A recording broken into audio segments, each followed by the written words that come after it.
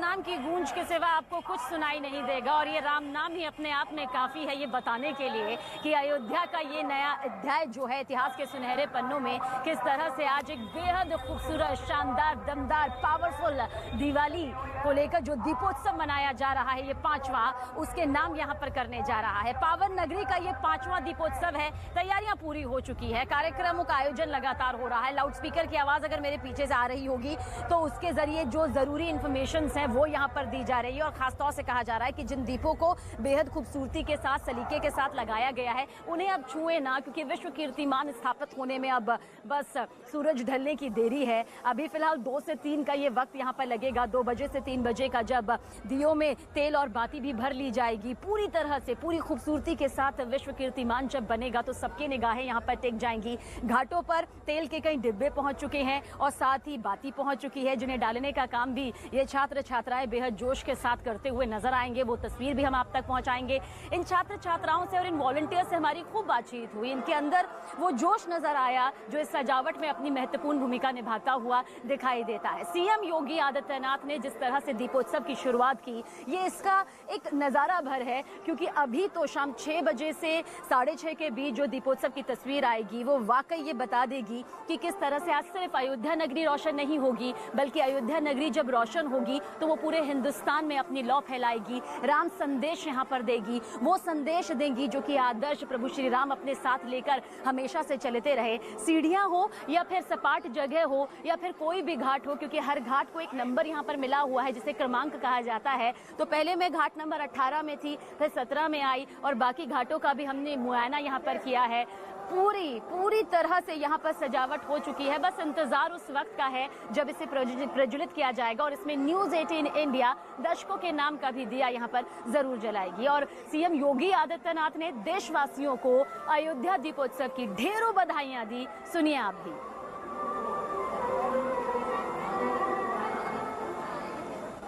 दीपावली की पूरे प्रदेशवासियों को हृदय से बधाई। यह पर्व भारत की सनातन धर्म की परंपरा का एक महत्वपूर्ण पर्व है। अयोध्या में इस वर्ष दीपोत्सव पर 9 लाख दीपक प्रज्वलित होंगे। ये 9 लाख उन घरों का प्रतीक है जिन्हें प्रधानमंत्री आवास योजना शहरी में गृह प्रवेश अब तक कराया जा चुका है। तो अयोध्या में राम भजन हो रहे हैं, सांस्कृतिक कार्यक्रमों से सराबोर हो रही है पूरी अयोध्या नगरी। पावन नगरी का ये 5वां पावरफुल दीपोत्सव है। पिछली बार 7 लाख से ज्यादा दिए जले थे, इस बार 9,51,000 दिए जलेंगे। और पूरे अयोध्या नगरी का जिक्र करें, क्योंकि हर कोई यहाँ पर हर कोने में प्रज्वलित करता हुआ द्वीप नजर आएगा। उसके बाद करीब 12 लाख यहाँ पर रिकॉर्ड तोड़ ये द्वीप जलते हुए नजर आएंगे। मेरे सहयोगी अमित हमारे साथ बने हुए हैं। अमित, मैं खुद बहुत बच कर यहाँ पर चल रही हूँ ताकि हमारी वजह से कोई भी जो है वो अपनी जगह से यहाँ पर हिले ना, क्योंकि बाकी लोगों को अब यहाँ पर आने की इजाजत नहीं है, सिर्फ वॉलंटियर्स आ सकते हैं, ताकि इन दीपों की जो रूपरेखा यहाँ पर तैयार की गई है उसमें किसी भी तरह से जो है वो दिक्कत यहाँ पर ना हो, इस बात का हम भी पूरा ध्यान रख रहे हैं। लेकिन राम कथा पार्क में आप मौजूद हैं, सुबह से वहां से तस्वीर सामने आ रही है। उन झांकियों को लेकर कितना वक्त और साथ ही साथ सीएम योगी आदित्यनाथ के और साथ ही बाकी दिग्गजों के आने का क्या कुछ ये पूरा कार्यक्रम यहाँ पर, अमित? सवीना, सबसे पहले तो हम आपको यहाँ की तस्वीरें दिखा देते हैं। यहाँ पर देखिए पैरामिलिट्री फोर्सेस के जवान यहाँ पर पहुँच चुके हैं रामकथा पार्क के अंदर और अब सुरक्षा व्यवस्था और पुख्ता होता जा रहा है। आप देखिए हर एक कोने पे, मैं सबसे पहले अब आपको सुरक्षा की यहाँ पर तस्वीरें दिखा रहा हूँ और यहाँ पर देखिए पैरामिलिट्री फोर्सेस के जवान अभी पहुँचे हैं यहाँ पर। महिला पैरामिलिट्री फोर्सेस के जवान मार्च करते हुए आप तस्वीरों में देख सकते हैं। रामकथा पार्क के अंदर आप ये प्रवेश कर चुके हैं। जिसकी जहाँ ड्यूटी है वो जाके वहाँ पे खड़े हो जाएंगे। तो सुरक्षा के पुख्ता इंतजाम किए गए हैं। 11 बजने में कुछ ही वक्त बाकी है और बताया गया है कि 2 बजे के आसपास मुख्यमंत्री योगी आदित्यनाथ, राज्यपाल आनंदीबेन पटेल, जो मुख्य अतिथि हैं जी किशन रेड्डी, केंद्रीय मंत्री, दोनों उप मुख्यमंत्री केशव प्रसाद मौर्य, दिनेश शर्मा और तमाम मंत्री, अयोध्या के विधायक, अयोध्या के महापौर, वो सभी जो हैं वो 2 बजे के आसपास यहाँ पर पहुँच जाएंगे। और पहुँचने के बाद एक और तस्वीर हम आपको दिखाते हैं। तस्वीर देखिए, जो उत्तर प्रदेश पुलिस है सवीना, उसके आला अधिकारी यहाँ पर पहुंचे और वो किस तरीके से यहाँ पर अपने जूनियर से बात कर रहे हैं। यहाँ पर आप तस्वीरों में आप देख सकते हैं कि किस तरीके से अपने जूनियर से वो बातचीत कर रहे हैं। यानी सुरक्षा के पुख्ता इंतजाम किए गए हैं। महज कुछ ही घंटे बचे हैं जब मुख्यमंत्री योगी आदित्यनाथ और तमाम डिग्नेटरीज राज्यपाल आनंदीबेन पटेल यहाँ पर पहुंच जाएंगी और उसके बाद यहाँ पर सांस्कृतिक कार्यक्रम शुरू होगा। सबसे पहले जो झांकी जाकिर कॉलेज से निकली है वो झांकी जो है उसका अवलोकन किया जाएगा और सबसे पहले पहुंचाएंगे, क्योंकि रामकथा पार्क से एक तस्वीर यहाँ पर जो नजर आएगी राजनीतिक तौर पर भी जब ये तमाम दिग्गज पहुंचेंगे, खासतौर से यूपी के मुख्यमंत्री योगी आदित्यनाथ, जिन्होंने खुद इस दीपोत्सव की शुरुआत साल 2017 से शुरू की और एक भी दीपोत्सव ऐसा नहीं रहा जिसमें अयोध्या की नगरी में प्रज्वलित होते हुए इन दीपों ने विश्व कीर्तिमान स्थापित ना किया हो। लेकिन कोरोना जैसे ही हल्का सा धीमा पड़ता नजर आया है, उसके बाद जो फीकी दिवाली हमने सही है उसमें ये भरपूर कमी पूरी करती हुई शाम 6 बजे से लेकर 6:30 तक की ये पूरी तस्वीर यहाँ पर दिखाई देगी।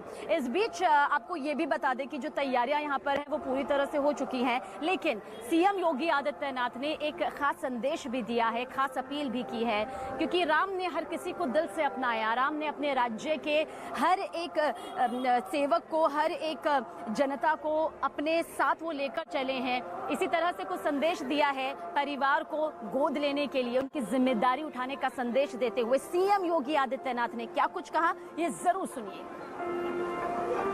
उत्तर प्रदेश पुलिस बल के पास 4 लाख की पुलिस फोर्स है, यानी 20 लाख से अधिक हमारे पास सरकारी कर्मी और अन्य हमारे पास वे कर्मचारी हैं जो सरकार की व्यवस्था के साथ प्रत्यक्ष और अप्रत्यक्ष रूप से जुड़े हुए हैं। उन सब से मेरी अपील है कि वे एक एक परिवार के पास कम से कम एक कर्मचारी या एक जनप्रतिनिधि एक परिवार को इस अवसर पर गोद में लेकर के अपनी दीपावली की खुशी उस परिवार के साथ जरूर बांटे, जिससे दीपावली हर घर तक पहुंचाई जा सके, हर परिवार को इस खुशी के साथ जोड़ा जा सके। तो देखिए किस तरह से यूपी के सीएम योगी आदित्यनाथ ने उन तमाम जनप्रतिनिधियों से कहा है कि जो लोग अपनी दिवाली को खुशनुमा नहीं बना पाते हैं वो उनकी जिम्मेदारी उठाए। जनप्रतिनिधि वास्तव में जब जनता की जिम्मेदारी उठाते हैं तब वो यकीनन जनप्रतिनिधि कहलाते हैं। ऐसे में ये जिम्मेदारी उठाने की अपील उनकी तरफ से की गई है। ये बड़ा संदेश हर किसी के लिए, इसमें कोई दो राय नहीं। लेकिन जी किशन रेड्डी ने भी अपने उत्साह को कुछ इस तरह से सामने रखा। अयोध्या में दीपावली के संदर्भ में जो दीपोत्सव होगा उस कार्यक्रम में आदरणीय मुख्यमंत्री योगी आदित्यनाथ जी के साथ इस कार्यक्रम में भाग लेने वाला हूं। ये कार्यक्रम में लगभग 12 लाख ज्योत जलाकर एक Guinness book record Uttar Pradesh सरकार आज क्रिएट करने वाला है। और अमित हमारे साथ रामकथा पार्क से लगातार बने हुए हैं। अमित, सीएम योगी आदित्यनाथ ने न सिर्फ अयोध्या वासियों को बल्कि पूरे देशवासियों को इस दीपोत्सव की ढेरों बधाइयां दी और इस दौरान एक खास संदेश भी उन्होंने दिया जो जनप्रतिनिधियों के लिए है कि अगर आप जनप्रतिनिधि हैं तो एक परिवार को गोद जरूर ले, उनकी दिवाली को असल मायने में दिवाली बनाए। अब जब वो रामकथा पार्क पहुंचेंगे, क्या कुछ आपको लगता है इस मंच से उनके लिए संदेश देना और जन जन तक पहुंचाना कितना आसान हो जाएगा? क्योंकि आज सिर्फ अयोध्या वासियों की नहीं, पूरे देश की, पूरे हिंदुस्तान की नजर टिकी हुई है। सबीना, इस वक्त मेरे साथ कुछ अयोध्या वासी हैं जो कि रामकथा पार्क पहुंचे थे वो देखने के लिए कि क्या तैयारियां यहां पर पूरी कर ली गई है, क्योंकि चंद घंटे बचे हैं। योगी आदित्यनाथ और जो तमाम डिग्नेटरीज हैं, राज्यपाल, उप मुख्यमंत्री, वो सब को पहुंचने में चंद घंटे ही बचे हैं। मेरे साथ यहां पर कुछ अयोध्या वासी हैं, इनसे हम बात करते हैं। तैयारी देखने के लिए आप यहाँ पहुंचे थे कि मुख्यमंत्री पहुंचने वाले हैं 2 बजे के आसपास, क्या कहेंगे आप? हम इसके विषय में बहुत गंभीरता को लेते हुए कहते हैं अयोध्या राम जी की, हाँ बोलो। सीता राम जी की प्यारी राजधानी लागे, राजधानी लागे, मोयो मीठो मीठो सरजू जी का पानी लागे, सीता राम जी की प्यारी राजधानी लागे, राजधानी लागे, मोयो मीठो मीठो सरजू जी का पानी लागे। सरजू जी है निर्मल निर्मल राधा गोरी गोरी, सरजू जी है निर्मल निर्मल राधा गोरी गोरी, मीठो रस से भरी राधा रानी लागे, राधा रानी लागे, मोयो मीठो मीठो सरजू जी का पानी लागे। देखिए सवीना, तैयारी किस तरीके से यहाँ पर अयोध्या वासियों ने किया हुआ है और ये इस तरीके से भजन ये लगातार गाते रहेंगे सवीना। बिल्कुल अमित, आपकी तरफ आगे भी आएंगे। रामकथा पार्क की हर तस्वीर हम आपके जरिए दर्शकों तक पहुंचा रहे हैं। युवा देश का भविष्य कहे जाते हैं क्योंकि ये एक ऐसी नींव है जिन्हें आप जितना खूबसूरती से सींचेंगे देश का भविष्य उतना ही सुनहरा होगा। ऐसा हम इसलिए कह रहे हैं क्योंकि जिन 14,000 वॉलंटियर्स का हम जिक्र कर रहे हैं ना, उनमें छात्र छात्राओं की तादाद बहुत ज्यादा है। वो जोश है, वो जुनून, जज्बा, हौसला बुलंदियों पर आपको नजर आएगा कि राम नाम के साथ ये बस आगे बढ़ते चले गए और अपने लक्ष्य से ज्यादा उन्होंने अपने घाटों पर जो उन्हें अलॉट किए गए थे वहां पर दिए लगाए। साकेत कॉलेज का जिक्र कर लेते हैं जो कि अयोध्या में ही है। वहां के छात्रों ने झांकी को लेकर किस तरह से अपनी पूरी तैयारियां की, किस तरह से उनका इस बारे में कहना है, हमारे सहयोगी निमिष की ये रिपोर्ट आप देखें। नगरी अपने आराध्य के स्वागत के लिए तैयार है। अब से कुछ ही देर में यहाँ से शोभा यात्रा नगर भ्रमण को निकलेगी और जो तैयारियां आप देख रहे हैं, ये लोक नृत्य तमाम तरीके के जो चल रहे हैं, ये उन्हीं शोभा यात्राओं के बीच में इस तरीके के लोक नृत्य चलते रहेंगे। आप देख सकते हैं किस तरीके से अवध विद्यालय के ये रंगमंच के छात्र छात्रा हैं जो अपनी इस तरीके की तैयारियां कर रहे हैं। साथ ही आप इधर भी देखिए क्या मार्मिक नजारा है। इस तरफ आप देख सकते हैं किस तरीके से जो पारंपरिक लोक नृत्य है उसकी प्रस्तुति के लिए तमाम तरीके की तैयारियां कर दी गई हैं। और अब जो है वो थोड़ी देर में यहाँ से उप मुख्यमंत्री दिनेश शर्मा शोभा यात्रा को हरी झंडी दिखाएंगे जो नगर भ्रमण के लिए रवाना होगी। और यहाँ से 13 रथ पर सवार भगवान के जीवन पर आधारित झांकियां अयोध्या के नगर में प्रमुख सड़कों पर होते हुए दीपोत्सव स्थल तक जाएंगी जहां पर उसका भव्य स्वागत होगा। फिलहाल जो तैयारियां हैं वो बेहद मार्मिक है, बेहद भावुक करने वाली है। यहाँ पर त्रेता की अयोध्या को रिप्रेजेंट करने का प्रयास उत्तर प्रदेश सरकार के द्वारा किया जा रहा है। अयोध्या की ये पूरी तैयारियां तो हम आपको दिखा ही रहे हैं और साथ ही ये भी बता रहे हैं कि किस तरह से शाम 6 बजे से 6:30 के बजे सबसे भव्य तस्वीर नजर आएगी। और यकीन मानिए वो वक्त ऐसा होगा जब आपको साक्षात त्रेता युग के दर्शन हो जाएंगे। लेकिन इस बीच आपको ये भी बता देते हैं कि किस तरह से एक कदम और आगे बढ़ते हुए अब 2 से 3 बजे के बीच इन दियों में तेल जो है वो भरे जाएंगे और जब वो भर दिए जाएंगे, बाती के साथ लगा दिए जाएंगे, तो फिर उसकी खूबसूरती और ज्यादा बढ़ती हुई यहाँ पर नजर आएगी।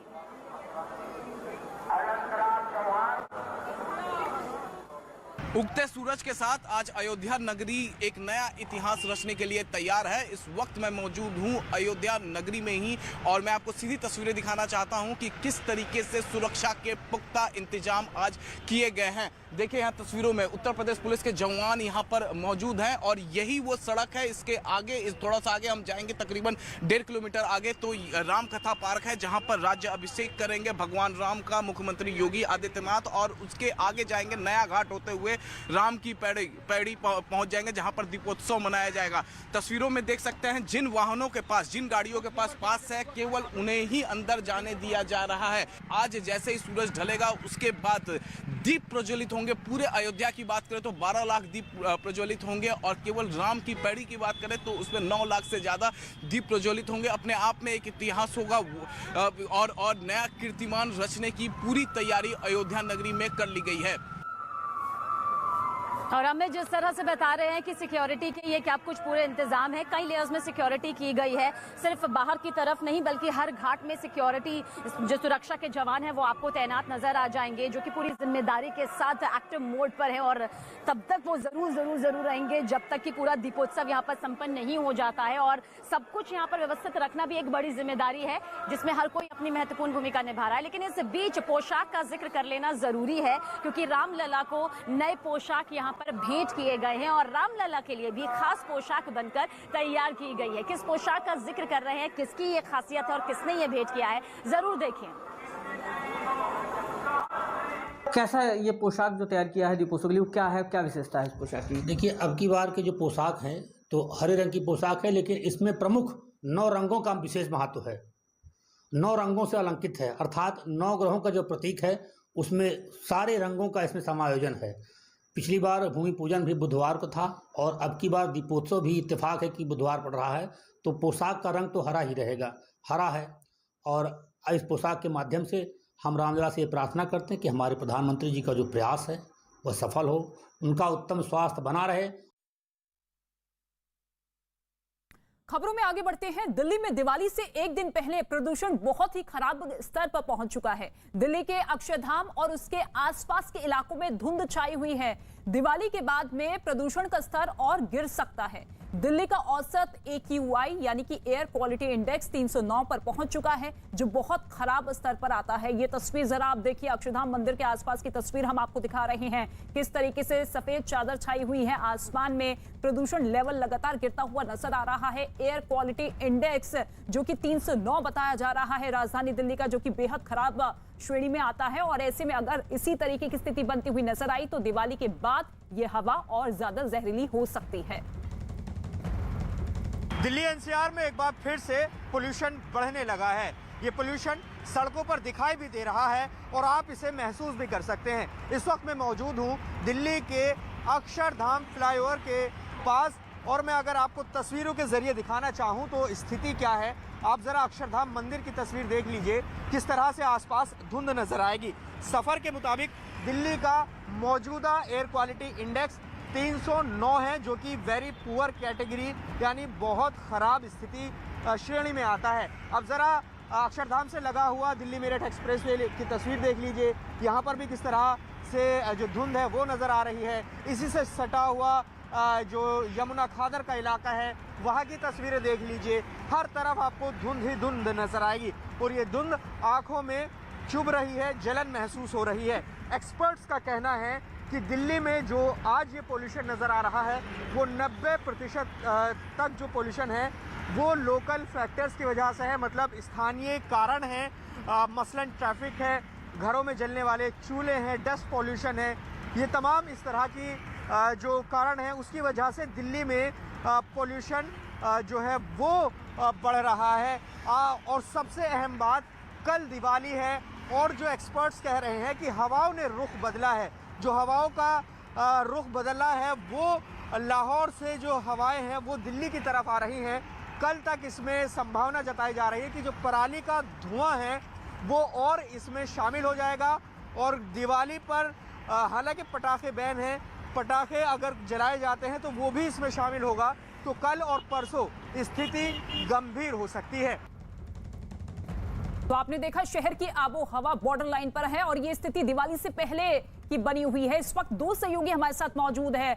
दिल्ली के प्रगति मैदान से जावेद इस वक्त हमारे साथ मौजूद है, इसके साथ ही चांदनी चौक से दीपक बिष्ट भी हमारे साथ मौजूद है। दीपक, सबसे पहले आपका रुख करना चाहेंगे, चांदनी चौक की जरा तस्वीरें दिखाइए, क्योंकि अब दीपावली से पहले इस तरीके की गंभीर स्थिति बनती हुई नजर आ रही है, जहां पर AQI लेवल जो है 309 तक पहुंच रहा है। ऐसे में ये कहना गलत नहीं होगा कि दिवाली के बाद राजधानी दिल्ली में दम घोटू हवा हो सकती है, पॉल्यूशन लेवल हो सकता है।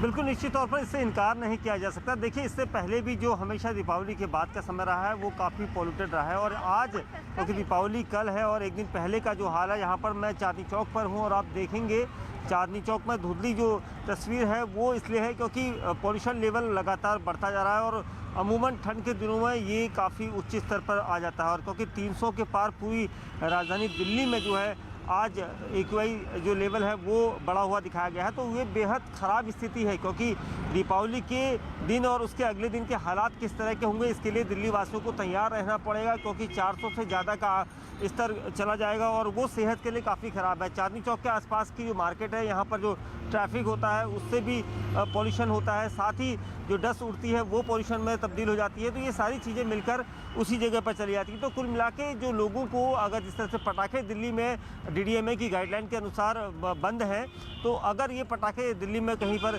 चलाए जाते हैं तो उसके बाद के हालात दिल्ली वासियों को खुद पता करना होगा, क्योंकि बेहद ख़राब स्थिति जो है इस वक्त है, तो बाद में किस तरह की होगी तस्वीर। बिल्कुल, और मौजूदा स्थिति को समझना होगा लोगों को, क्योंकि आतिशबाजी की भी तमाम तस्वीरें, खबरें लगातार सामने आ रही है। जावेद का हम रुख करना चाहेंगे। जावेद, जरा प्रगति मैदान की तस्वीर आप जरा दिखाइए, क्योंकि एक तरफ प्रशासन है जो कि लगातार लोगों को चेता रहा है, सतर्क कर रहा है कि देखिए आतिशबाजी मत करिए, लेकिन दूसरी ही तरफ इस तरीके की अगर जहरीली हवा लगातार हमारे आसपास है तो ऐसे में सबसे बड़ी जिम्मेदारी किसकी बनती है इस वक्त? देखिए, दिल्ली में अगर हम बात करें तो ज़्यादातर जगहों पर जो पोल्यूशन लेवल है वो 300 से ज़्यादा है और दिवाली से पहले ये स्थिति नज़र आ रही है। मैं अगर आपको प्रगति मैदान की तस्वीर दिखाऊं तो आप ज़रा तस्वीरों में देखिए किस तरह से आपको धुंध नज़र आएगी। और एक और फैक्ट हम यहाँ पर आपको बताना चाहते हैं, ये इलाका जो है मथुरा रोड से सटा हुआ है और मथुरा रोड पर इस वक्त दिल्ली में सबसे ज़्यादा पोल्यूशन लेवल रिकॉर्ड किया गया है। AQI 320 है और आप समझ सकते हैं कि यहाँ पर स्थिति क्या नज़र आ रही है। ये स्थिति दिवाली से पहले है। ये लगातार कहा जा रहा है, जो एक्सपर्ट्स कह रहे हैं कि अभी दिवाली है और जो हवाओं ने रुख बदला है, जो पंजाब से हवाएं अब दिल्ली की तरफ आएंगी, तो इसमें जो ये लोकल फैक्टर्स की वजह से आज पोल्यूशन नज़र आ रहा है। इसमें पराली का पोल्यूशन मिल जाएगा, दिवाली पर पटाखे जलेंगे तो उसका पोल्यूशन मिल जाएगा। अगले 2 दिन बहुत महत्वपूर्ण हैं, सीवियर कैटेगरी में पहुंच सकता है, ऐसा एक्सपर्ट्स का कहना है। तो निश्चित तौर पर लगातार यही कहा जा रहा है कि जो पटाखे हैं उसे जलाने से परहेज़ किया जाए, लेकिन जो स्थिति है वो दिल्ली में आबो हवा की अभी से बिगड़नी शुरू हो गई है। जी बिल्कुल, स्थिति लगातार बिगड़ती हुई नजर आ रही है और ऐसे में लोगों को समझना होगा कि अगले 2 दिन बेहद अहम है, खास है। ऐसे में आप आतिशबाजी से जरूर बचें। ठीक है, बहुत शुक्रिया आप दोनों का हमारे साथ जुड़ने के लिए।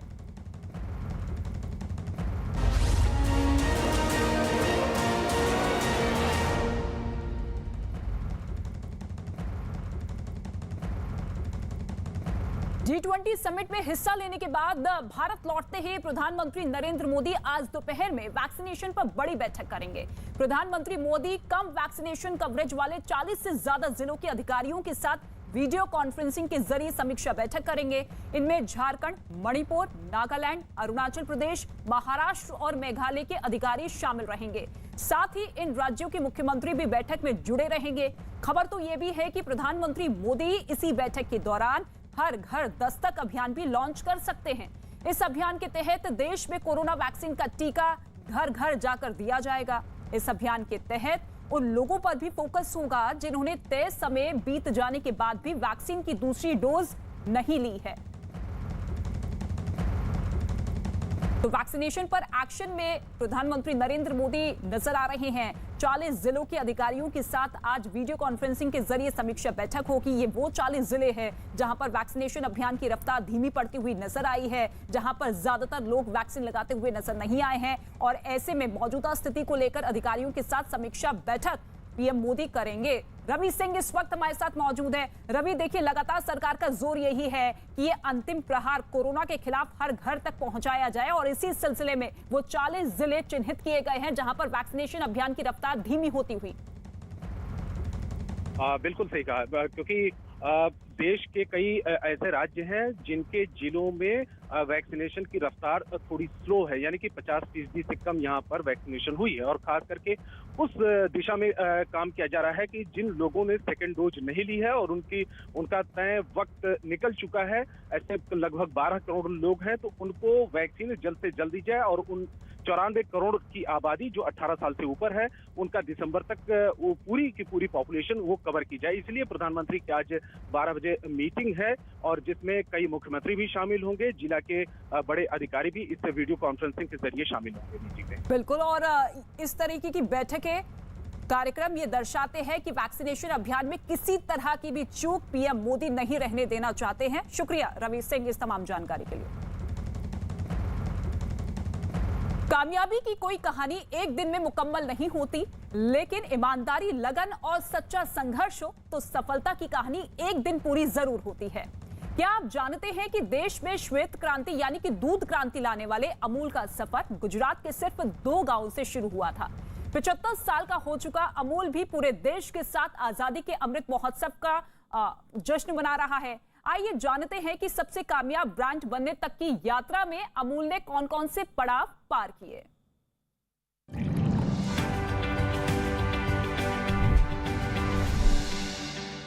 छब्बीस नवंबर 1996 को अमूल के चीज प्लांट का उद्घाटन किया योजना आयोग के तत्कालीन डिप्टी चेयरमैन प्रोफेसर मधु दंडवते ने। चीज उत्पादन के मामले में यह अमूल का पहला बड़ा कदम था। गौर करें तो पता चलता है कि अमूल सहकारी दूध आंदोलन की तरक्की की कहानी हर किसी के लिए कामयाबी की प्रेरणा बन सकती है। 2 गांवों से सफर शुरू करने के बाद धीरे धीरे निश्चित गति से अमूल ने पूरे भारत को अपना घर बना लिया।